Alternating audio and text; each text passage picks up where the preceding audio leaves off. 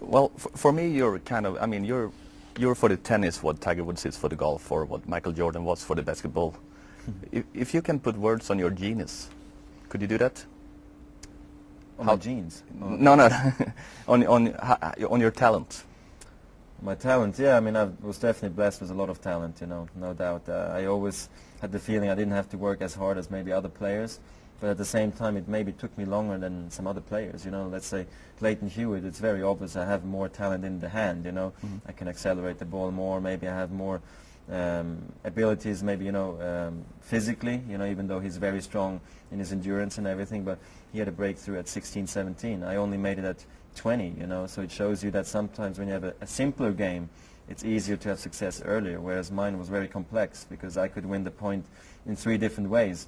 And sometimes to put it all together, you know, it's very difficult because your mind has to be right, your physical aspect has to be right, and then of course, you know, your sense, your choice at the right times, and because it could be that in the 5th set, you know, you play a backhand drop shot slice for the first time, you know, because you haven't just not got the right ball to do it, you know. So all of a sudden to play it at the right time is very crucial, you know, and it took me a while to develop that aspect of my game, but once all it comes together, then of course the talent helps you in a great deal, you know, to anticipate shots and such things.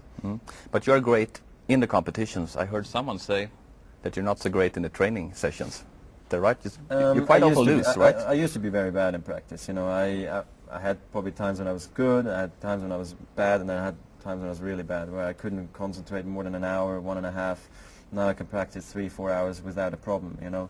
So it's incredible how it goes, and I actually enjoy practice. I enjoy the challenge. I enjoy, you know, just being out there and grinding away, because I used to always do 1 hour and then another hour, you know, or 2 hours and another 2 hours. Now I like to do 3, 4 hours in a row, because this is what it comes down to, you know, in 5 sets, and I want to be ready for 5 sets, and when I play a match of 1 hour or 2 hours, it's nothing for me, you know, so this is the way I want to feel out on the tennis court. Shall we speak some Swedish? Well, very good, huh? Let me hear some. Tjena, hur är läget? Det är bra. Själv? Bra, tack. So, that's about it. That's a Stockholm accent. I know, I have it. Some say I have a better accent than some other Swedes, you know, it's funny, you know. Oh, God. That's great. Can you say any more? Yeah, I can say some more things, but you don't want to know those, you know, so... That's bad words, right? Probably bad words as well, yes, you know, I can do those. I can do some funny lines, but, yeah, I don't know if I can say them. No. Yeah, tell me one. One? No, I can't. I just cannot do it. Okay. Maybe I can get simulated, I'll let you know. All right. But, I mean, some Swedish players has been very important to you, and maybe especially Peter Lundgren, of course, he's been your trainer. How important was he for you? He was very important, you know. I mean, with Peter I had a great time. We spent some funny moments together, you know, some emotional moments together.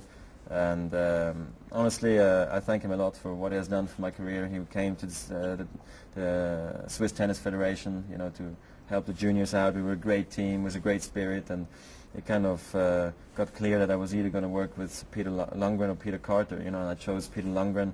And we started traveling the world and traveled the tour, and he showed me how it used to be for him and how I should maybe act, you know, because he had problems also to behave good on the tennis court and to fight on each single point and everything. So he really taught me a lot, you know, and for me it was great, you know. He brought me up to number 2 in the world. I won the Masters Cup with him. I won my first Wimbledon with him, and so we had some great times together, you know. And yeah, still a good friend of mine today. Yeah, my feeling is that you were like a couple. I mean, you were just tight, but you broke up.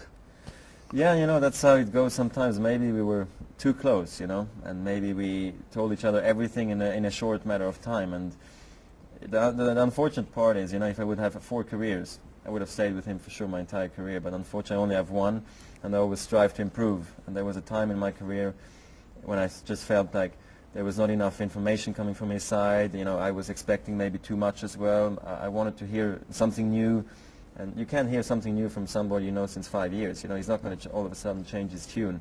So this is why sometimes you have to take really hard decisions. And for me, that one was tough. I remember when I wanted to tell Peter, it was for me one of those difficult moments. I wish, you know, cannot my father do this phone call, or my friend, or, you know, my manager, but you have to do it yourself, of course, you know. And it was good because we got to see each other after it, you know. We spoke about it, and it all went fine, and I'm very happy about that. And then you said, fine, I don't need no trainer anymore. Well, Right? no, the You're thing- by yourself now, right? I am by myself again, yes. So for me, what was a crucial moment as well is I'm not the guy who's going to say, okay, Peter is my coach, but I'm looking for somebody else already to, you know, to have someone when I stop with Peter. I said, look, first I'll finish with Peter, and then I'll see what happens.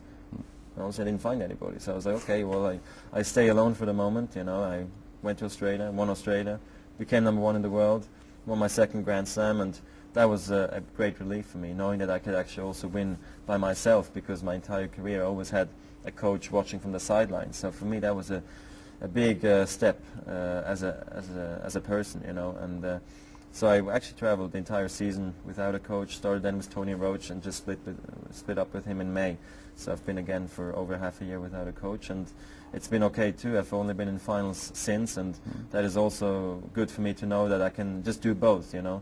I probably don't need a coach anymore today, you know, like Peter Lundgren was, who I do 40 weeks a year with, you know. That's not what I need. I need a guy maybe I can do 20 weeks a year with, and that's why Tony Roach was good, but now I'm looking again for something else. Mm-hmm. Once again, talking about old Swedish players, I know that one day, pretty unexpectedly, Björn Borg called you, right? Is that right? What happened? Yeah, it was a funny story. I think I beat Sampras in Wimbledon actually, and we had the same manager at IMG, and I think they were on the phone together, and he handed over the phone to me. I was like, hey, hello Björn, how are you, and everything, you know. It was very funny, and then he thanked me for saving his record in Wimbledon, you know, 5 in a row, because Pete was going for 5 in a row until I beat him.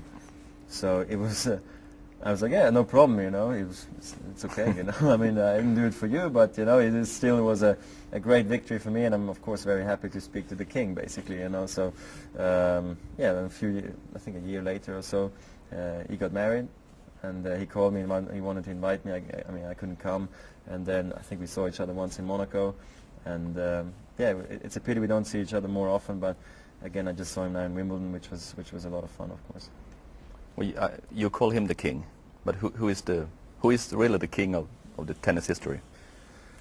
Oof, I don't know. I mean, he's definitely all the way up there. I think with Rod Laver, Ken Rosewall, and Pete Sampras for me, and maybe Ivan Lendl. I'm still playing, so okay. it's different, you know. But yeah. I hope that one day I can also be part of that elite group. Mm-hmm. But if you can pick just one of them, the names you were dropping, who would it be? That's the thing, we don't know who is the best of all time, you know, because we had the post, you know, open era and everything, and the after, and this is why we can't tell.